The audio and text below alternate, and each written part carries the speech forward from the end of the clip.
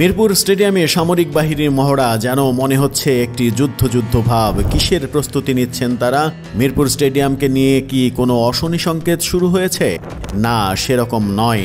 নারীদের টি-20 বিশ্বকাপ বাতিল হয়েছে বাংলাদেশে নিরাপত্তার কারণে। এবার নতুন করে শঙ্কা জেগেছে দক্ষিণ আফ্রিকা দল বাংলাদেশে আসবে কি আসবে না। দেশের বর্তমান রাজনৈতিক অস্থিরতার কারণে সরে গেছে যখন নারী টি-20 বিশ্বকাপ, শঙ্কা জেগেছে দক্ষিণ আফ্রিকার ঘরের মাটিতে সিরিজ নিয়ে। এই সিরিজকে সামনে রেখে নিরাপত্তা ব্যবস্থা পর্যবেক্ষণ করতে বাংলাদেশে এসেছেন দেশটির 3 জন প্রতিনিধি। তাদের শঙ্কা দূর করতেই বিসিবি কাজ করছে, আর সেই জন্যই আয়োজন সেনাবাহিনীর এই মহড়া। মিরপুর স্টেডিয়ামে বিশেষ মহড়া দিয়েছে বাংলাদেশ সেনাবাহিনী। মূলত দক্ষিণ আফ্রিকাকে নিরাপত্তা নিয়ে চিন্তামুক্ত রাখতে এই মহড়া দিয়েছে সেনাবাহিনী। দুপুর 12টার কিছুক্ষণ পর স্টেডিয়াম এলাকার আকাশে দেখা গেছে সেনা হেলিকপ্টার উঠতে, মাঠেও সশস্ত্র মহড়া চলেছে।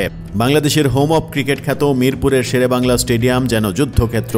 মাঠ কর্মীদের নিয়ে উদ্ধার করার অনুশীলনও করেছেন সেনাবাহিনী। জানা গেছে আজ রোববার চট্টগ্রামের জহুর আহমেদ চৌধুরী স্টেডিয়াম ঘুরে দেখেছেন দক্ষিণ আফ্রিকা প্রতিনিধি দল। এরপর আগামীকাল শেরেবাংলা ক্রিকেট স্টেডিয়াম, তার আগে নিজেদের প্রস্তুতি সেরে নিয়েছে সেনাবাহিনী। উল্লেখ্য, আগামী 16ই অক্টোবর বাংলাদেশে আসার কথা দক্ষিণ আফ্রিকার। একদিনের বিশ্রাম শেষে প্রোটিয়ারা অনুশীলন করবে 18, 19 এবং 20 অক্টোবর। মিরপুরে সিরিজের প্রথম টেস্ট শুরু হবে 21 অক্টোবর, দ্বিতীয় টেস্ট চট্টগ্রামে 29 অক্টোবর।